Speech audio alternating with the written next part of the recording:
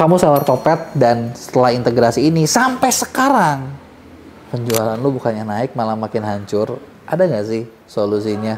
Mungkin kalian udah pernah coba nih chat sama AM lu yang lama, hilang. Terus denger berita Tokopedia layoff, makin pusing kan? Tenang. Gini, di video ini gue bakal kasih beberapa cara yang bisa dilakuin dan praktis, dan itu ngebantu buat toko kalian mungkin bisa comeback lagi, harapannya lebih kuat lagi, lebih laku lagi di masa gabungnya Tokopedia dan TikTok Shop ini ya. Tapi sebelum gue mulai, buat kalian baru nonton, jangan lupa buat klik tombol subscribe-nya dan aktifin lonceng notifikasinya ya.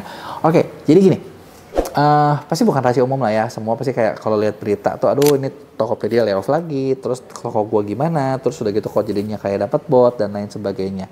Kenapa gue bahas topik ini? Karena ya seperti yang kalian tahu ya, gue juga masih nemu banyak banget teman-teman seller Tokopedia yang di kolom komentar gue pun banyak gitu kan, yang sekarang tuh sampai sekarang masih kayaknya apa ya, masih terdampak gitu kan, masih terdampak, masih hancur, masih gimana gitu kan, dan pengen balik lagi Tokopedianya seperti dulu, tapi yang ada di beritanya adalah Tokopedianya nge-layoffin orang-orang lamanya, yang artinya tidak akan pernah kembali gitu kan.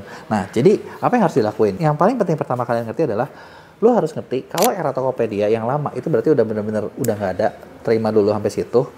Dan yang harus diketahui adalah era yang baru inilah yang perlu kita mulai. Nah, di era baru ini beda banget sama di era lama, cara mainnya beda, strateginya beda. Karena kenapa? Mungkin kalau misalnya kalau dibandingin ya, gue pernah kerja sama dengan kedua pihak, ketiga pihaknya, sebenarnya gaya mainnya beda. Jadi kalau kayak Tokopedia dulu, mereka tuh mencoba menghandle semuanya sendiri. Jadi mereka punya tim internal buat ngerjain, kayak buat ngerjain seller, buat ngerjain ini, buat ngerjain itu. Jadi kayak dihandle sendiri lah semua. Yang jadi masalah adalah buat perusahaannya, dengan dihandle semuanya sendiri, mereka itu butuh tim yang banyak dan itu beban buat perusahaan. Ya fair ngomong lah, banyak orang kan banyak beban ya. Bener nggak? Nah, tapi gayanya TikTok mereka beda. Mereka timnya bukan nggak banyak juga. Tapi tim ini mereka alokasinya beda. Ada tim yang dipakai buat menghandle mungkin seller-seller besar yang mereka handle langsung. Ada juga tim yang dipakai buat ngerekrut agency partner. Dimana di agency partner inilah yang nanti menghandle seller-seller yang di bawah seller besar.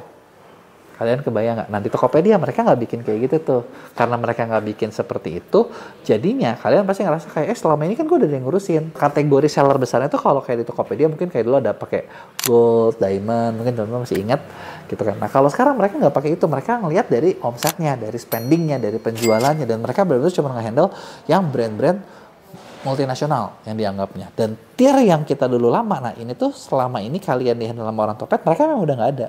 Kalian memang nggak bisa mencari ke mereka lagi, tapi mencarinya melewati agency partner. Dan salah satunya adalah kita dimana salah satu agency partner yang ngebantunya. Nah ini adalah salah satu strateginya gitu ya. Ini adalah bedanya. Terus kenapa kayak gitu ya? Kayak tadi ya gue bilang ya, ini mungkin buat TikTok dengan kayak gitu mereka lebih hemat orang, tapi mereka tetap bisa support kok gitu loh.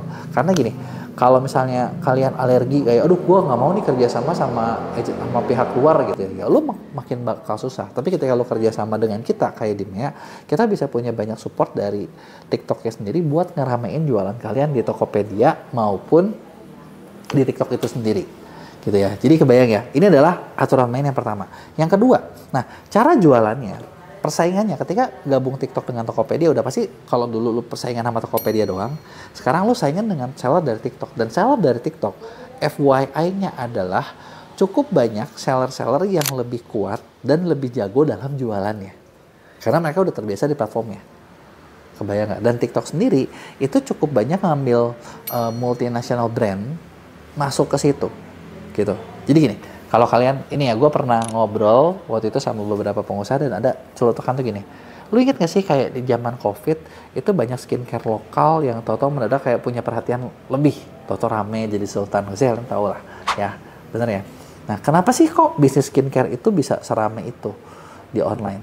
Nah, sebenarnya jawabannya simpel. Banyak pemain-pemain besar yang sudah lebih lama. Mungkin kayak brand-brand sekelas L'Oreal, Revlon gitu kan. Atau mungkin skincare yang dari luar itu belum masuk ke eranya sosial media di tahun tersebut. Makanya yang lokal itu banyak yang mendadak perhatiannya gede banget. Tapi begitu sekarang yang ini mulai makin banyak kan, persaingannya berkurang.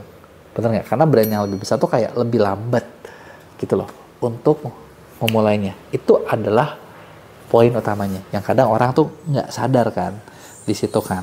Nah sekarang sama juga dengan kayak gini, ketika kalian masuk di TikTok, lu harus sadar persaingannya lebih beda, banyak yang kuat dan banyak multinasional company yang kuat, dan disinilah yang lo perlu perhatiin. Dan kedua adalah gaya mainnya beda. Tokopedia itu bisa dibilang jenis e-commerce. Kalau gua pernah ngobrol sama salah satu bos dari perusahaan luar, dan mereka bilang model jualan kayak Tokopedia tuh jualan pasif katanya.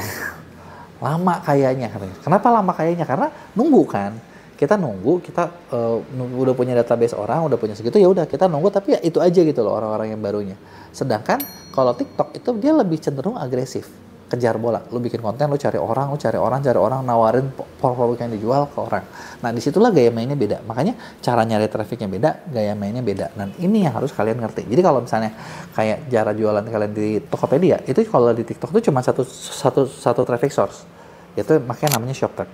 Nah masalahnya adalah seller TikTok itu punya ShopTab, punya konten, punya live, punya affiliate, mereka ikutan campaign juga, ads juga, dan ini diaduin dengan penjualan kalian yang cuman punya ShopTab doang. Dan sistem ShopTab di rata-rata sama, penjualan yang rame itulah yang bakal dimunculin di atas gitu, penjualan sepi yang bakal dimunculin di bawah. Maka dari itu yang bikin penjualan kalian terjun bebas di Tokopedia gitu kan. Solusinya apa? Manfaatin sumber-sumber traffic yang lain gitu kan, manfaatin sumber-sumber traffic yang lain supaya kalian bisa tetap laku gitu kan. Nah gimana caranya nih biar kalian misalnya bisa ngejar semuanya? Nah ada beberapa cara. Buat kalian yang penasaran pengen ngelakuin sendiri, kita punya program pendampingan, dimana di pendampingan ini gue udah siapin berbagai konsultan buat bantuin kalian, ngedampingin kalian, nemenin kalian buat melakukan proses jualannya.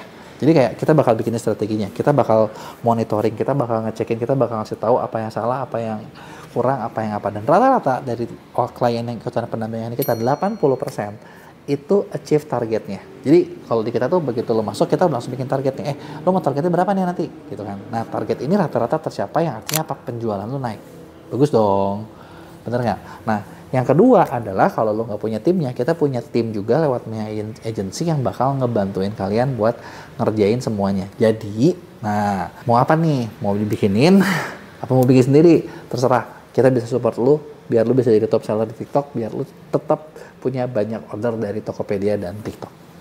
Kalau ada yang mau tanyain, jangan lupa tulis di komen. Jangan lupa juga buat like dan share video ini ke teman-teman lo.